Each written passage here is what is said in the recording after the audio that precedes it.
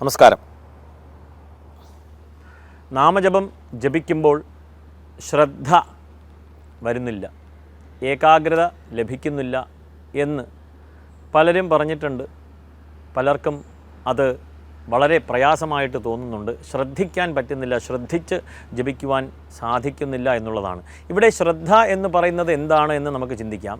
ശ്രദ്ധാവാൻ ലഭതേ ജ്ഞാനം. ശ്രദ്ധ കൊണ്ട് മാത്രമാണ് വസ്തുലാഭം ഉണ്ടാകുന്നത്. ശ്രദ്ധയാ വിന്ദതേ വസു എന്ന് പറഞ്ഞിട്ടുണ്ട്. അപ്പോൾ ശ്രദ്ധ എന്ന് പറയുന്നത് ശാസ്ത്രസ്യ ഗുരുവാക്യസ്യ തത്വബോധ അവധാനത സാ ശ്രദ്ധ എന്ന് പറയുന്നു. ഇംഗ്ലീഷിലേക്ക് ശ്രദ്ധ എന്നൊക്കെ പറഞ്ഞു കഴിഞ്ഞാൽ എന്തായിരിക്കും? അറ്റൻഷൻ എന്ന് ചിലവർ പറയും, ചിലർ പറയും ഫോക്കസ് എന്ന് പറയും, ചിലർ കോൺസെൻട്രേഷൻ എന്നൊക്കെ പറയും. എന്നിങ്ങനെ കുറേ വേർഡ്സ് ഉണ്ട്. പക്ഷേ ഈ സംസ്കൃതത്തിൻ്റെ അതേ ഒരു മീനിങ് നമുക്ക് എടുക്കാനായിട്ട് ഇംഗ്ലീഷിൽ ബുദ്ധിമുട്ടുണ്ട്. അപ്പോൾ ഇവിടെ ശ്രദ്ധ കൊണ്ട് വസ്തുലാഭം ഉണ്ടാകുന്നു, ശ്രദ്ധ കൊണ്ട് ജ്ഞാനം ലഭിക്കുന്നു, ശ്രദ്ധാവാൻ ലഭതേ ജ്ഞാനം എന്ന് പറയുന്നു. അങ്ങനെ ഈ ശ്രദ്ധ നാമജപം ചെയ്യുമ്പോൾ മാത്രം നമുക്ക് സാധിക്കുന്നില്ല. ബാക്കി എല്ലാ അർത്ഥത്തിലും എല്ലാ പ്രവൃത്തിയിലും ശ്രദ്ധിച്ച് തന്നെയാണ് നാം മുന്നോട്ട് പോകുന്നത്. ഓരോരോ ചെറിയ ചെറിയ പ്രവൃത്തിയിൽ തന്നെ നമുക്ക് നോക്കിയാൽ മനസ്സിലാവും നമ്മുടെ ശ്രദ്ധ അതിനകത്തുണ്ട് എന്നുള്ളത്. നാമജപം മനസ്സിങ്ങനെ പല സ്ഥലത്ത് സഞ്ചരിക്കുകയാണ്. ഉദാഹരണം നമുക്കെടുക്കാം. ഗജാനനം എന്നുള്ള ശ്ലോകം നാം ചൊല്ലുമ്പോൾ ഗജാനനം ഭൂതഗണാതിസേവിതം കപിത്ഥജംബു ഫലസാരഭക്ഷിതം ഉമാസുതം ശോകവിനാശകാരണം നമാമി വിഘ്നേശ്വര പാദപങ്കജം എന്ന് ജപിക്കുമ്പോൾ തന്നെ ചിലരുടെ മനസ്സ് വേറെ എവിടെയെങ്കിലുമൊക്കെ ആയിരിക്കും. ഇല്ലെങ്കിൽ കണ്ടിന്യൂസ് ആയിട്ട് വിഷ്ണു സഹസ്രനാമം ജപിക്കുമ്പോൾ മനസ്സെവിടെയോ പോകുകയാണ്. അത് ഒരിക്കലും ദോഷത്തിന് കാരണമാകുന്നില്ല. നമ്മുടെ മനസ്സിൽ ഇങ്ങനെ നാം ജപിച്ച് ഇതിന് over A period of time മാത്രമേ ശ്രദ്ധ കേന്ദ്രീകരിച്ച് നമുക്ക് ജപിക്കുവാൻ സാധിക്കുകയുള്ളൂ. മഹാന്മാരെല്ലാവരും തന്നെ ഇതുവഴി കടന്നു വന്നവരാണ്. ഒരു കുട്ടി ഓടുവാനായിട്ട് ശ്രമിക്കുന്നത് ആദ്യം കുട്ടി എഴുന്നേറ്റിരിക്കുവാൻ നോക്കും, അതിനു മുമ്പേ നീന്തി ശീലിക്കും, എഴുന്നേറ്റിരിക്കുവാൻ ശ്രമിക്കുന്നു, പിന്നെ പിടിച്ചുകൊണ്ട് നിൽക്കുവാൻ ശ്രമിക്കുന്നു, പിടിച്ചുകൊണ്ട് നടക്കുവാൻ ശ്രമിക്കുന്നു, കൈവിട്ട് നടക്കുവാൻ ശ്രമിക്കുന്നു, അതിന് ശേഷമാണ് ഓടുന്നത്. അതുപോലെ തന്നെ നിരന്തരം പ്രാക്ടീസിലൂടെ അത് സാധ്യമാകും. അതിനുള്ള ആദ്യത്തെ ഒരു ടിപ്പ് എന്ത് എന്ന് ചോദിച്ചു കഴിഞ്ഞാൽ നമുക്ക് ഏവർക്കും അറിയാം. ഗണപതി ശ്ലോകം തന്നെ എടുക്കാം.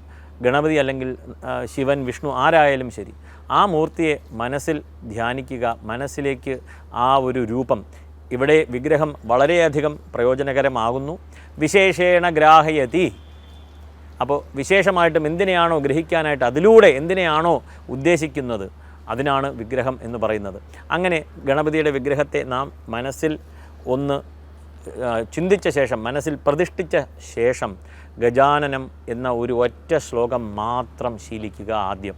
തീർച്ചയായിട്ടും അത്രയും സമയം കോൺസെൻട്രേഷൻ നമുക്ക് ലഭിക്കും എന്നുള്ളതാണ്.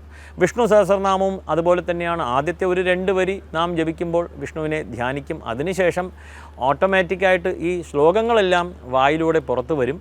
ശുക്ലാംബരധരം വിഷ്ണും ശശിവർണം ചതുർഭുജം പ്രസന്നവദനം ധ്യായേത് സർവവിഘ്നോപശാന്തയേ എന്ന് നാം ജപിച്ച് തുടങ്ങുകയാണ്. വിഷ്ണു സഹസ്രനാമത്തിൽ ആദ്യത്തെ ഗണപതി ശ്ലോകം ജപിച്ച് തുടങ്ങുകയാണ്. അങ്ങനെ നാം ജപിച്ച് മുന്നോട്ട് പോവുകയാണ്. പതുക്കെ ജപിക്കുമ്പോൾ ജപിച്ച് പോകും തോറും കോൺസെൻട്രേഷൻ മാറുകയാണ്. പലതരം ചിന്തകളിലേക്ക് മനസ്സ് വ്യാപിക്കും.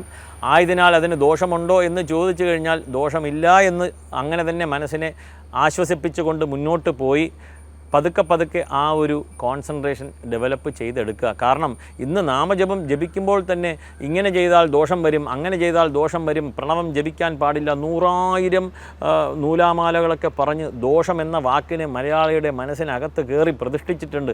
എന്ത് ചെയ്താലും ദോഷം എന്നുള്ളത്. ഈ ദോഷമെന്ന് ചിന്തിക്കുമ്പോൾ തന്നെ ഇവൻ അത് ചെയ്യാൻ പോകത്തില്ല. നാമജപം ജപിക്കാതെ ഇരിക്കുന്നതാണ് ദോഷം, ജപിക്കുന്നത് ദോഷമല്ല. ഒന്നുകൂടി പറയട്ടെ, നാമജപം നിത്യം ജപിക്കാതെ ഇരിക്കുന്നതാണ് ദോഷം. അതായത് അതൊരു അധർമ്മ പ്രവൃത്തിയാണ്. ധർമ്മത്തിൽ നിന്ന് വ്യതിചലിക്കുന്നു, നാം താഴോട്ട് പോവുകയാണ്. അതുതന്നെയാണ് ധർമ്മേണ ഗമനമൂർധം ഗമനമധസ്താത് ഭവത്യധർമ്മേണ ധർമ്മയേവ ഹതോഹന്തി ധർമ്മോ രക്ഷതി രക്ഷിത, ഏവർക്കും അറിയാം. അങ്ങനെ നാമജപം ജപിക്കാതെ ഇരിക്കുന്നതാണ് ദോഷം. നാമജപം ശ്ലോകമായിട്ട് ജപിച്ച് മുന്നോട്ട് പോകാം ഏവർക്കും. പതുക്കെ കോൺസെൻട്രേഷൻ വരും, ശ്രദ്ധ വരും എന്നുള്ളതിൽ തർക്കമില്ല. ആദ്യത്തെ ഒരു കാര്യം മുമ്പ് പറഞ്ഞതുപോലെ ഏവരും ചിന്തിക്കുക. ആ വിഗ്രഹത്തെ നാം മനസ്സിൽ ധ്യാനിച്ച ശേഷം ഒരു ശ്ലോകം ജപിക്കുക, ആ ഒരു ശ്ലോകം മുഴുവനും നമുക്ക് കോൺസെൻട്രേഷൻ ലഭിക്കും, ധ്യാനിക്കുവാൻ സാധിക്കുമെന്നുള്ളതാണ്. അതിനുശേഷം വരുന്ന ശ്ലോകങ്ങളിൽ പതുക്കെ പതുക്കെ പതുക്കെ ആ മനസ്സിനെ വിഷ്ണുവിലേക്കോ അതാത് ദേവതയിലേക്കോ മനസ്സിനെ ചലിപ്പിച്ച് മനസ്സിൽ ആ ദേവനെ പ്രതിഷ്ഠിച്ച് ശീലിച്ച് മുന്നോട്ട് പോകുകയാണെങ്കിൽ തീർച്ചയായിട്ടും ശ്രദ്ധ വന്നിരിക്കും എന്നുള്ളതിൽ തർക്കമില്ല. കാരണം ഒരു 100,000 മൈലുകൾ നടക്കുവാനായിട്ട് ആദ്യത്തെ സ്റ്റെപ്പ് നാം എടുത്തു വെക്കണം എന്നുള്ളതാണ്. 1000 miles journey starts begin with first step എന്ന് പറയുന്നത് പോലെ ആദ്യത്തെ സ്റ്റെപ്പ് ഇത് തന്നെയാണ്. അതിൽ മനസ്സിൽ ഒരിക്കലും ഒരു കൽമഷവും ആർക്കും വേണ്ട, ഒരു ദോഷവും വരുന്നതല്ല എന്നുള്ള വസ്തുത മനസ്സിൽ വെച്ചുകൊണ്ട് നിത്യം നാമജപം ശീലിക്കുക. നമസ്കാരം.